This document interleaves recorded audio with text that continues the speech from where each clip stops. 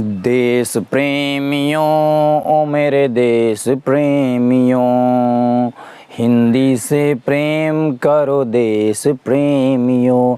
दोस्तों, हमारे राष्ट्रपिता महात्मा गांधी जी ने एक बात कहा था कि कोई भी राष्ट्र बिना अपनी मातृभाषा के, बिना अपनी राष्ट्रभाषा के गूंगा ही होता है। उसी प्रकार से आज हमारा कुछ भारत होते हुए जा रहा है। इस बात को देखते हुए हम लोग आज से क्लास 12 दिगंत भाग 2 की हिंदी को स्टार्ट करने जा रहे हैं, जिसमें हमारा पहला चैप्टर है बातचीत, जो कि एक प्रकार का निबंध है जिसको हम लोग ललित निबंध कहते हैं। और इसके जो लेखक हैं वो हमारे बालकृष्ण भट्ट जी हैं और ये गद्यकार हैं। बातचीत को दोस्तों हम लोगों ने 3 भागों में बांट दिया है। पहला जो हमारा होगा वो लेखक परिचय होगा और दूसरा जो हमारा होगा वो बुक का लाइन बाय लाइन एक्सप्लेनेशन होगा। दोस्तों, हमारा जो तीसरा वीडियो है वह क्वेश्चन बैंक पर आधारित होने वाला है, जिसमें अभी तक बिहार बोर्ड में जितने भी क्वेश्चंस आए हैं हम आपको सभी करवा देंगे। तो चलिए अब हम लोग पढ़ते हैं लेखक परिचय को। इसमें सबसे पहला लेसन है गद्य खंड में हमारा जो है बातचीत, या एक प्रकार का ललित निबंध है। अगर ललित निबंध ना दिया हो तो आप डायरेक्ट एग्जाम में निबंध टिक करेंगे। एग्जाम में पूछ देता है कि बातचीत गद्य की कौन सी विधा है, तो आप क्या टिक करेंगे? ललित निबंध। एग्जाम में पूछा गया है कि बातचीत के जो लेखक हैं बालकृष्ण भट्ट वो किस युग के हैं, तो किस युग के हैं? भारतेंदु युग के हैं। किस युग के हैं? भारतेंदु युग के। और कौन से काल के? तो आधुनिक काल के। आइए हम लोग लेखक परिचय को गौर से समझते हैं। दोस्तों, अगर आपसे कोई पूछे कि 12th क्लास में हमारा लाइन बाय लाइन एक्सप्लेनेशन ज़्यादा जरूरी है या फिर लेखक परिचय, तो सरल शब्दों में कहिएगा दोस्तों आपका जो लेखक परिचय है वो बहुत ही ज़्यादा इंपॉर्टेंट है। तो गौर से सुनिएगा, बिना लेखक परिचय के आप हिंदी में कुछ भी नहीं कर सकते हैं। दोस्तों, बालकृष्ण भट्ट जी का जो जन्म हुआ था वो 23 जून 1844 को इलाहाबाद उत्तर प्रदेश में हुआ था और उनका जो निधन हो गया वह हो गया 20 जुलाई 1914 ईस्वी को। इसको हम लोग एक ट्रिक के माध्यम से याद कर सकते हैं कि बाल की चाल कहाँ से कहाँ तक? बाल की चाल जून से जुलाई तक। तो हमें याद रहेगा कि 23 जून याद हो जाएगा, चाल 44 याद रहेगा और जुलाई 20 जुलाई। आइए अपने आप अनुमान लग जाएगा आपको। तो बाल की चाल कहाँ से कहाँ तक? जून से जुलाई तक। बालकृष्ण भट्ट का जन्म कब हुआ था? 23 जून 1840 ईस्वी को इलाहाबाद उत्तर प्रदेश में, और उनकी जो मृत्यु हुई थी 20 जुलाई 1914 ईस्वी को हुई थी। माता का नाम था पार्वती देवी, पिता का नाम था बेनी प्रसाद भट्ट और वो पेशे से क्या थे? व्यापारी। एग्जाम में पूछा गया है कि बालकृष्ण भट्ट के पिता जो थे वो पेशे से क्या थे? तो व्यापारी थे। देखिए, ब से बातचीत, ब से बालकृष्ण भट्ट, ब से बेनीपुरी। याद रहेगा ना दोस्तों? देखिए, शिक्षा क्या किए थे? तो प्रारंभ में संस्कृत का अध्ययन किए थे और 1867 में प्रयाग के मिशन स्कूल में एंट्रेंस का एग्जाम दिए थे।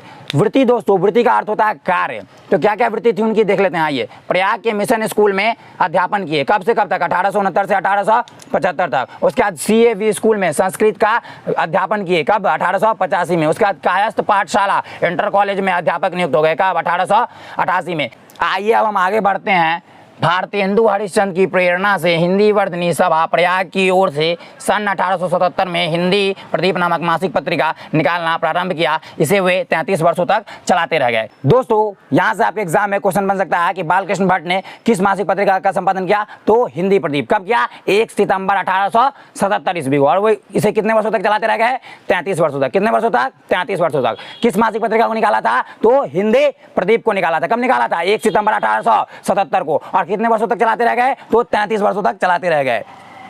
आगे देखिए, 1886 में लाला श्रीनिवास दास की जो रचना है संयोगिता स्वयंवर, उसकी कठोर आलोचना किसने की? बालकृष्ण भट्ट ने। बहुत सारे जो स्टूडेंट होते हैं वो सोच लेते हैं कि ये बातचीत चैप्टर पढ़ाई हो रहा है तो इसमें संयोगिता स्वयंवर किनकी रचना होगी? बालकृष्ण भट्ट की। दोस्तों, ऐसा नहीं है। बालकृष्ण भट्ट जी ने 1886 में लाला श्रीनिवास दास की रचना संयोगिता स्वयंवर का आलोचना किया है, यहाँ पे कमेंट किया है। और उनकी रचना क्या है? तो नल स्वयंवर या दमयंती स्वयंवर, जिसको हम लोग आगे देखेंगे। ध्यान रखिएगा, संयोगिता स्वयंवर किसकी रचना है? लाला श्रीनिवास दास की। चलिए एक बार हम फिर से रिवाज कर लेते हैं कि बातचीत हमारा किस टाइप का है? तो ललित निबंध। इसको हम लोग डायरेक्ट निबंध भी कह सकते हैं। और इसके लेखक कौन है? तो बालकृष्ण भट्ट। ये क्या थे? गद्यकार थे। किस युग के? तो भारतेंदु युग के। किस काल के? तो आधुनिक काल के। लेखक परिचय में आइए। जन्म जो इनका हुआ था वो 23 जून 1844 को। कहाँ? इलाहाबाद उत्तर प्रदेश में। और इनका जो निधन हो गया था वो 20 जुलाई 1914 ईस्वी को। इसको हम लोग एक ट्रिक के माध्यम से याद रख सकते हैं कि बाल की चाल जून से जुलाई तक। तो बालकृष्ण भट्ट का जन्म कब हुआ था? 23 जून 1844 को। चाल का से क्या याद रखिएगा 44। और कब? जुलाई 20 जुलाई 1914 ईस्वी को। माता पार्वती देवी थी एक सुसंस्कृत महिला जिन्होंने बालकृष्ण भट्ट के चित्त में मन में अध्ययन हेतु प्रेरणा एवं लालसा जगाई। पिता इनके बेनी प्रसाद भट्ट जी थे जो कि पेशे से क्या थे? व्यापारी। शिक्षा में देखिए प्रारंभ में संस्कृत का अध्ययन करते हैं और 1867 में प्रयाग के मिशन स्कूल में एंट्रेंस का एग्जाम देते हैं। वृत्ति मतलब कार्य होता है दोस्तों, प्रयाग के मिशन स्कूल में अध्यापन करते हैं। कब से कब तक? 1869 से 1875 तक। और CAV स्कूल में संस्कृत का क्या करते हैं? अध्यापन। 1885 में कायस्थ पाठशाला इंटर कॉलेज में अध्यापक नियुक्त हो जाते हैं। कब? 1888 में। दोस्तों मलिक मोहम्मद जायसी जी ने एक बात कही है, धनी स पूर्व खुजस कीर्ति जासु फूल मरे पे मरे न बासु। अर्थ है दोस्तों कि आदमी मर जाता है लेकिन उसकी कीर्ति, उसका काम जिंदा रहता है। देखिए हमारे कौन? बालकृष्ण भट्ट जी निकल चुके हैं लेकिन आज भी हम लोग उनको जान रहे हैं। किस चीज से? कीर्ति से, काम से। आइए तो इनकी एक बार रचनात्मक सक्रियता को फिर से देख लेते हैं। भारतेंदु हरिश्चंद्र की प्रेरणा से हिंदी वर्धनी सभा प्रयाग की ओर से कब? 1 सितंबर 1877 को हिंदी प्रदीप नामक मासिक पत्रिका निकालना क्या किया? प्रारंभ किया। और इसे वे कितने वर्षों तक चलाते रह गए? 33 वर्षों तक। एग्जाम में ऑब्जेक्टिव क्वेश्चन के रूप में आपसे पूछा जाएगा कि बालकृष्ण भट्ट ने किस मासिक पत्रिका को निकालना प्रारंभ किया? तो क्या होगा? हिंदी प्रदीप। कब? 1 सितंबर 1877 को। किस पत्रिका को? हिंदी प्रदीप। कब? 1 सितंबर 1877 को। ऐसे वे कितने वर्षों तक चलाते रह गए? 33 वर्षों तक। 1886 में लाला श्रीनिवास दास की रचना संयोक्ता स्वयंवर की कठोर आलोचना करते हैं। कौन? बालकृष्ण भट्ट। कब करते हैं? 1886 में। लाला श्रीनिवास दास जी की रचना है क्या? संयोक्ता स्वयंवर। इसकी कठोर आलोचना करते हैं कौन? बालकृष्ण भट्ट। चलिए तो अब हम लोग रचनाएं यानी कि कृतियां को देख लेते हैं। तो सबसे पहला हमारा उपन्यास। उपन्यास में क्या क्या लिखे थे? तो रहस्य कथा। एग्जाम में ऑब्जेक्टिव में पूछेगा कि रहस्य कथा क्या है? तो उपन्यास है। रहस्य कथा क्या है? उपन्यास है। रहस्य कथा के लेखक कौन है? तो बालकृष्ण भट्ट। नूतन ब्रह्मचारी क्या है? उपन्यास है। इसके लेखक कौन है? बालकृष्ण भट्ट। एग्जाम में पूछेगा कि बालकृष्ण भट्ट द्वारा रचित उपन्यास क्या है? 100 अजान एक सुजान। पूछेगा 100 अजान एक सुजान क्या है? तो क्या है? उपन्यास है। सद्भाव का अभाव ये भी उपन्यास है। गुप्त व्यारी, रसातल यात्रा, उचित दक्षिणा, हमारी घड़ी, ये सभी हमारे क्या है? उपन्यास। नाटक में देखिए क्या क्या है? पद्मावती, दमयंती स्वयंवर या नल स्वयंवर। देखिए अगर दमयंती स्वयंवर या नल स्वयंवर पूछे तो कौन? बालकृष्ण भट्ट। अगर संयोक्ता स्वयंवर पूछे तो कौन?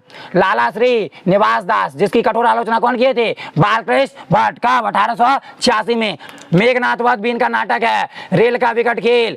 एग्जाम में पूछेगा कि कौन सी रचना बालकृष्ण भट्ट की है या कौन सा नाटक बालकृष्ण भट्ट द्वारा रचित है? तो रेल का विकट खेल। किरातार जूनिये, वेनी संहार, शिशुपाल वध, शिक्षादान, चंद्रसेन, सीता वनवास, पतित पंचम, कट्टर सुम की एक नकल, वृहनल्ला, इंग्लैंडेश्वरी और भारत जननी, भारतवर्ष और कली, दूर दूरदेशी, एक रोगी और एक वैद, बाल विवाह आदि इनके द्वारा रचित नाटक है। प्रहसन में देखिए एग्जाम में पूछे हुआ है जैसा काम वैसा परिणाम, नई रोशनी का विष, आचार विडंबन। एग्जाम में पूछे हुआ है कि दोस्तों जैसा काम वैसा परिणाम। प्रहसन के लेखक कौन है? तो बालकृष्ण भट्ट। बालकृष्ण भट्ट ने लगभग 1000 के आसपास निबंध लिखे हैं जिसमें 100 से ऊपर बहुत महत्वपूर्ण है। भट्ट निबंध माला जो है ना वह 2 खंडों में प्रकाशित है।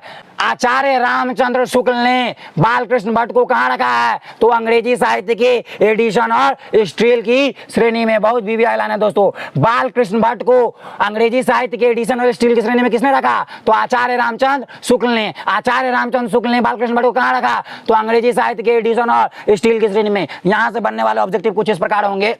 रहस्य कथा क्या है? तो उपन्यास है। नूतन ब्रह्मचारी क्या है? तो उपन्यास है। 100 अजान एक सुजान क्या है? उपन्यास है। रहस्य कथा, नूतन ब्रह्मचारी, 100 अजान एक सुजान, सद्भाव का अभाव, गुप्त व्यारी, रसातल यात्रा, उचित दक्षिणा, हमारी घड़ी। नाटक में देखिए पद्मावती, दमयंती स्वयंवर या नल स्वयंवर, मेघनाथ वध, रेल का विकट खेल, बहुत ज्यादा बीवी आई है, कृतार जूनिये, वेनी संहार, शिशुपाल वध, शिक्षादान, चंद्रसेन, सीता वनवास, पतित पंचम, कट्टर सुम की एक नकल, वृहनल्ला, इंग्लैंडेश्वरी और भारत जननी, भारतवर्ष और कली, 2 दूरदेशी, एक रोगी और एक वैद, बाल विवाह आदि, ये सभी जो नाटक है किनके? बालकृष्ण भट्ट जी के। प्रहसन में देखिए जैसा काम वैसा परिणाम, नई रोशनी का भी, आचार विडंबर। एग्जाम में पूछे हुआ है कि जैसा काम वैसा परिणाम, प्रहसन के लेखक कौन है? तो बालकृष्ण भट्ट जी हैं। बालकृष्ण भट्ट जी ने लगभग 1000 के आसपास निबंध की रचना की है जिसमें 100 से ऊपर बहुत महत्वपूर्ण है। भट्ट निबंध माला 2 खंडों में प्रकाशित एक संग्रह है। आचार्य रामचंद्र शुक्ल ने बालकृष्ण भट्ट को कहाँ रखा? तो अंग्रेजी साहित्य के एडिशन और स्टील के श्रेणी में। अंग्रेजी साहित्य के एडिशन और स्टील की श्रेणी में बालकृष्ण भट्ट जी को किसने रखा? तो आचार्य रामचंद्र शुक्ल ने। दोस्तों जैसा कि आपको शीर्षक से पता चला होगा बातचीत, इसमें बालकृष्ण भट्ट क्या बतलाना चाहते हैं, बातचीत की शैली बतलाना चाहते हैं कि बातचीत का उत्तम तरीका क्या हो सकता है। दो लड़के क्या बात करते हैं, दो सहेलियां क्या बात करती है, दो बुढ़िया क्या बात करती है, दो बुढ़े क्या बात करते हैं, और बातचीत का सबसे उत्तम तरीका क्या है। तो अवाक होकर स्वयं से बातचीत करना, चुपचाप रह करके खुद से बात कीजिए, क्योंकि दूसरे से बात कर सकते हैं तो हो सकता है कि बातों का कुछ प्रभाव पड़ जाए, हो सकता है वो हमारे लिए बुरा सोचे। इसलिए बालकृष्ण भट्ट जी कहते हैं कि बातचीत करने की जो सबसे उत्तम कला है वह क्या है, अवाक होकर स्वयं से बातचीत करना। और बातचीत दोस्तों एक ऐसा माध्यम है जिसके जरिए आपके मन में कितना भी मवाद हो, धुआं जमा हो जाए, सब कहां से निकल जाता है, बातचीत के जरिए। क्या बन के, भाव बन के। एग्जाम में पूछ देता है कि क्या बन के निकल जाता है बातचीत के जरिए, तो भाव बन करके। तो चलिए दोस्तों अगला वीडियो हम लोग इसके लाइन बाय लाइन एक्सप्लेनेशन पे बनाएंगे, और उससे हमारा अगला वीडियो होगा ऑब्जेक्टिव प्रैक्टिस के सेशन पर, जिसमें हम आपको बहुत सारे ऑब्जेक्टिव प्रैक्टिस करवाएंगे। और उससे अगला वीडियो होगा जो हमारे पूरा क्वेश्चन बैंक पे आधारित होगा। अभी तक एग्जाम में जितने भी क्वेश्चन पूछे गए हैं सारे क्वेश्चन उसके अंदर इंक्लूड होंगे। तो मिलते हैं अगले वीडियो में, तब तक के लिए जय हिंद।